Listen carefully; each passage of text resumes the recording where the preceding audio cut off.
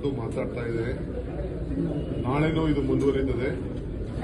ನಾಳೆ ಎಲ್ಲ ಕ್ಯಾಂಡಿಡೇಟ್ಸು ಸೋತವನ್ನೆಲ್ಲ ಪರೇಡಿದೆ. ಇವತ್ತು ಕೆಲವು MLA ಮಂತ್ರಿಗಳನ್ನ ಪದಾಧಿಕಾರಿಗಳು ಕೂಡ ಇವತ್ತು ಅವಕಾಶ ಮಾಡಿಕೊಟ್ಟಿದ್ದೇವೆ.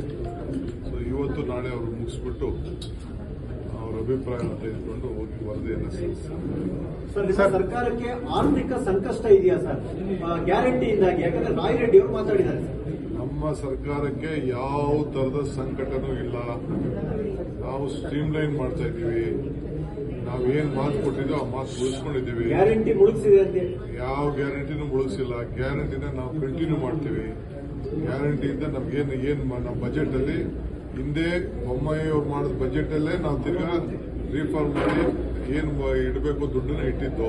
ಇವತ್ತು ಕೂಡ 50,000 ಹೆಚ್ಚು ಕೋಟಿ ರೂಪಾಯಿ ಇಟ್ಟಿದ್ದೇವೆ. ಸೊ ಅವ್ರು ಹೇಳ್ತಿರೋ ಲೆಕ್ಕ ನಮಗೆ ಗ್ಯಾರಂಟಿ ಅವ್ರನ್ನೆಲ್ಲ ಅತಿ ಹೆಚ್ಚು ಎಲ್ಲ ವೋಟ್ ಹಾಕ್ತಾರೆ ಅಂತ ನಾವು ವೋಟ್ಗೋಸ್ಕರ ಗ್ಯಾರಂಟಿ ಮಾಡಿಲ್ಲ.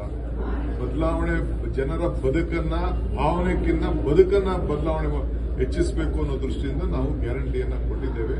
ಬೆಲೆ ಏರಿಕೆಯಿಂದ ಜನ ತೊಂದರೆ ಆಯಿತು. ಜನ ಕೂಡ ಅದಕ್ಕೆ ನಮಗೆ ಮುಂದಕ್ಕೆ ಸ್ಪಂದಿಸ್ತಾರೆ ಅನ್ನೋ ವಿಶ್ವಾಸ ನಮಗಿದೆ.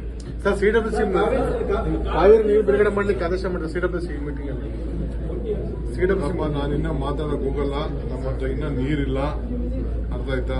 ನೀರಿಲ್ಲ, ಇನ್ನ ನೀರು ಬರಲಿಲ್ಲ, ಮಳೆ ಬರಲಿಲ್ಲ. ನೀವು ಪ್ರಾರ್ಥನೆ ಮಾಡಿ, ನಾವು ಪ್ರಾರ್ಥನೆ ಮಾಡೋಣ ಭಗವಂತನಲ್ಲಿ.